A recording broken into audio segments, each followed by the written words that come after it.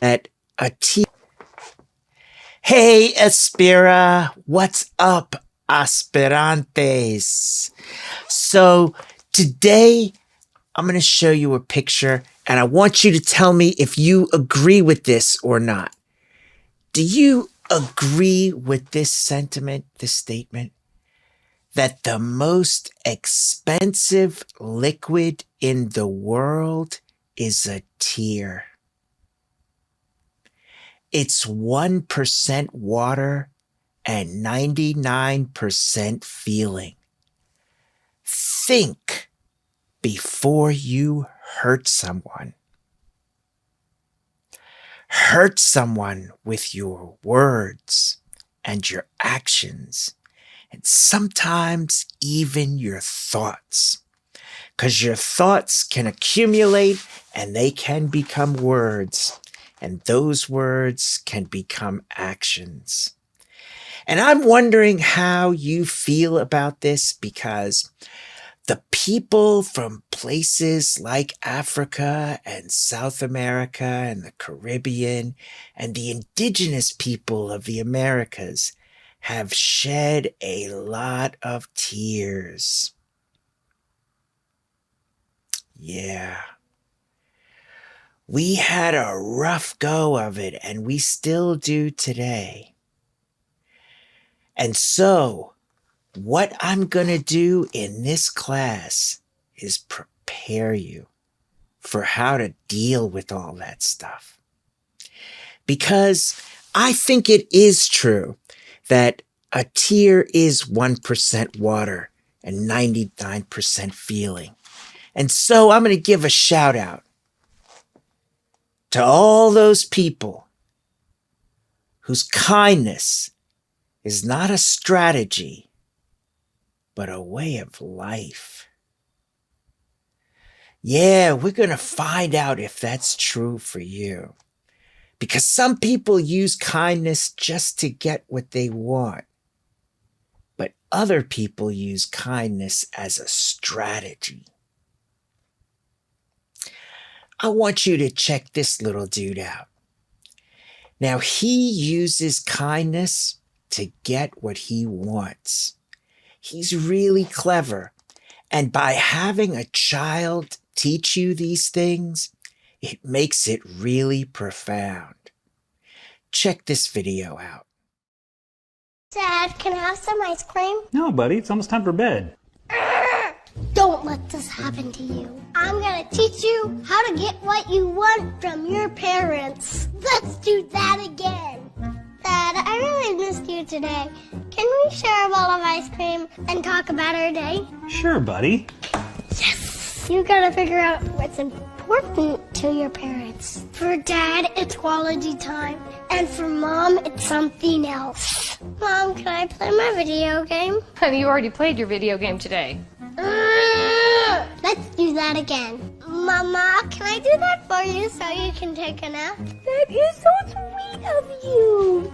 Yes, thank you, honey. Thank you. I love you. And when I'm done, I'll quietly play my video game. Just because it works for me doesn't mean it's gonna work for you.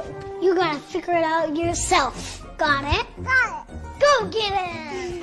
Hey, Dad, will you play with fire? What?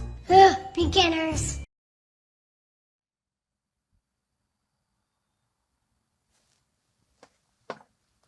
Yeah, see, finding out what people want.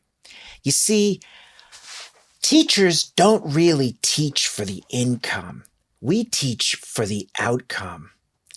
And I just want to thank all your teachers, and just give a moment yourself to appreciate your teachers, because we could be doing other things, but we believe in you. And so we give our lives to you in the hopes that you can have it better than us.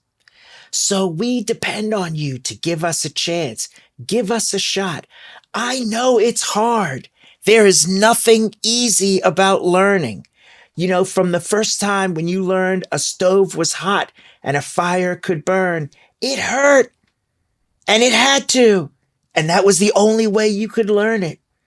So We're hoping that you can be one of those people who can understand these things from now on, and you don't have to experience the pain. Because we are your teachers, and like I say, we are doing the best we can, but there are some things that we don't teach in schools, and maybe we should. These are the 3 things that I am going to teach you: stress management, social etiquette, and survival skills. But there are some other skills in school, like cooking and how to do taxes and how to code and make computers do applications for cell phones and stuff, how to defend yourself in a fight. We don't teach you that in school. In fact, we don't want you even touching each other while you're in school so you can get a good education. We don't teach you basic home repairs, which is something good to learn.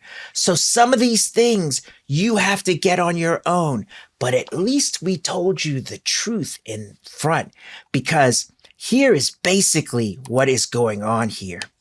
You see, we emphasize these things like social skills and identity and personality. And when I say social skills, I'm talking about how to get along with your fellow human being, your fellow classmate, even your brother and sister, your mother and father.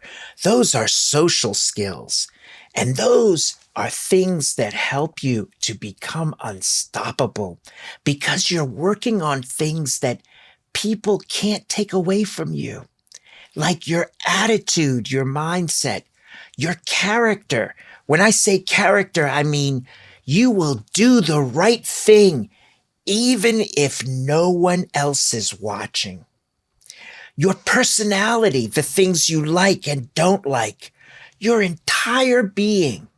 But the most important thing that you can have that no one can take away, the most valuable thing, is your education. Your education belongs to you. Only you know it unless you choose to share it. But your education, no one can take it away. When you know something, it belongs to you, and it's deep inside. And you have to remember, your education is not finished until you get a PhD. That is the end of education. Once you get a PhD, you cannot get further in education. I mean, there is postdoctoral research and stuff, but that is the end. If you want to see education to the end, then from now, you have to have the mindset, and you can repeat after me. You can say, I am going to get a PhD. You have to believe it first, you have to say it, and then you have to do it. And in this class, we teach you how to achieve things like that. And one of the ways you can achieve it is through your social skills, through your networking, through talking to people, getting people to like you and to care about you and willing to make a sacrifice for you, like we, the teachers, are doing. You see, we, the teachers, get paid for making this sacrifice. But when you get out in the outside world, you're on your own. That's what they say. And it's true. You have to do it on your own. And getting an education is hard. There's a dozen things you'd rather be doing, I could imagine. But it's also good because A, nobody can take it from you, and B, your education is your key to self-confidence. You see, when someone has a PhD, they also have a lot of confidence. Nobody questions what they say because they are considered the smartest. So education gives you confidence. If you lack confidence, then you know you have to get more education. In fact, lack of confidence is an education. It's an opportunity for you to learn what you need to learn. This is what is going on here. We are teaching you how to discover yourself. When you were first born, you had no awareness of self. Eventually, you began to see that you were separated from your mom and your dad and your family, and you were a little different. You began to have self knowledge of your body, awareness of certain things. Right now, you are beginning to develop an identity. Your teachers and your counselors, they're all looking to see what are your talents? What is your potential? Because soon you will become human capital. That means you will have a job. You will be contributing to society. You will be participating in the civilization. That will determine your quality of life. If you have a good education, there's a good chance you're going to have a good quality of life. Even if you don't have that much money, if you have a good education, you can still appreciate things more than other people. That will also infuse your dreams and your aspirations. What are you going to accomplish? What do you want to see happen in this lifetime? And that is the journey that we are all on. We are all trying to discover ourselves. And so, if you want to find out about another person, you would ask them about their dreams and aspirations. What are the things that you want to see happen? And when they say the things that they wish, you will listen really carefully because that will tell you a lot about their personhood and how developed they are. So there are many secrets to well-being, and we want you to feel good. We really do. I am going to give you an incredible word in the next class, a word that means I am happy. It is a beautiful word, and it is in another language, a Native American language. And so part of the reason why Native Americans were so happy was because we would nurture positive emotions. We would think positively. Take care of your health, always exercising and staying in good shape. Find your flow. What really turns you on and becoming the best at it or sharing it with others, learning about it, choosing the right attitude, the right mindset.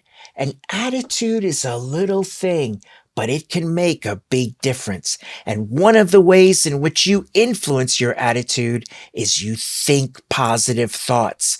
Another way is when you have good, strong relationships. You want relationships with people who are going to be positive towards you, to help you to get into the right mindset to succeed and be your full self. People who believe in you. You're also going to pay attention to the environment. Where you are and what is going on around you has a big impact on well-being. I know you know that. And you can build up defenses for where you are, but you're still not really feeling that good, even though you're doing good and you're making your own way. But your environment has a big impact on your well-being. Finding meaning. What is my purpose here? Some of the questions we were asking. Building a sense of security and then striving for worthy goals. Security means helping you to feel confident in life, that nothing is going to happen to you, that your dreams are going to come true, and that everything is going to happen in just the right time for you to succeed. And then finally, striving for a worthy goal. What you want to succeed at is something worthy. It's something good.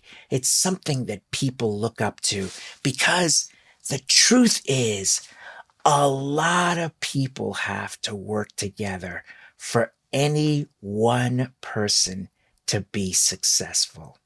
So you have to have good social skills if you're going to be successful. And that is why they are so important. Because the real secret of life, to be completely engaged with what you are doing, is instead of calling it work, realize it's play. You know, earlier I talked about how taxes was something that we should teach you in school. Well, in a way, we do teach you that because we teach you math.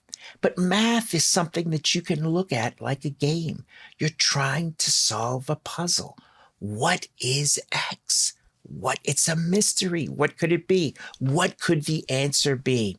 Because they told me, and I think it is true, that the only difference between somebody who is good in math and somebody who is not is that the person who is good in math doesn't give up.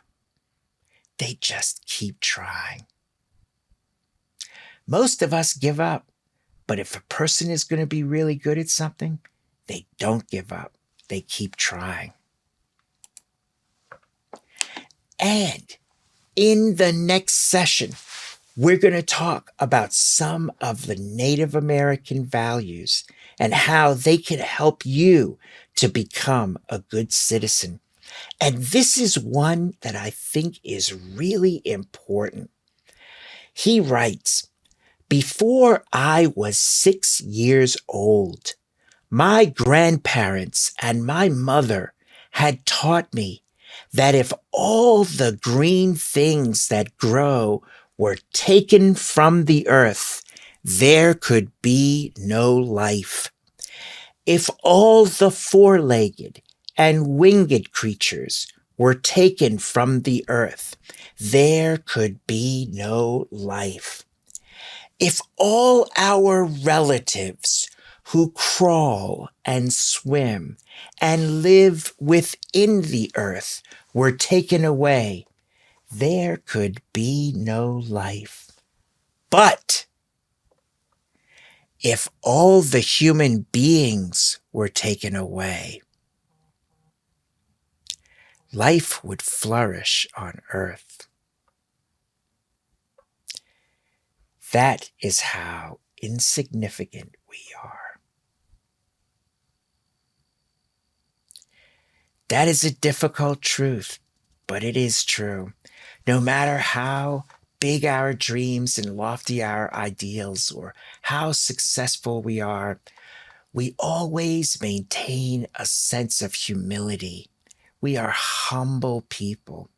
We realize that we're just one tiny piece, one tiny pebble on a large beach, one rock among all the millions of rocks on earth. So these things help us to become strong, help us to become resilient, and help us in our survival. And so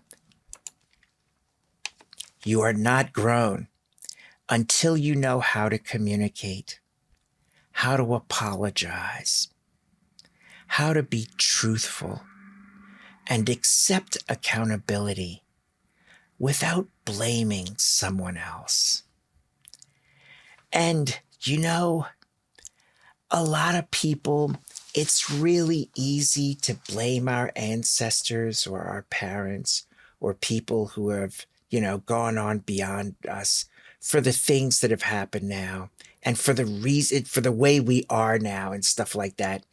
But there's no use because all those people are gone. So we might as well do the best we can now. And in doing the best we can, what we're going to ask you is to go back, remember that very first slide. Remember that it's 1% water and 99% feeling. So all we ask is that you think before you hurt someone. If something could hurt someone, think about it first. Maybe there's a better way. And in this class, you'll learn some of the words and ways in which we get along and have a great life in which we are very happy. All right. I'll see you next time. Thank you so much. Have a good one.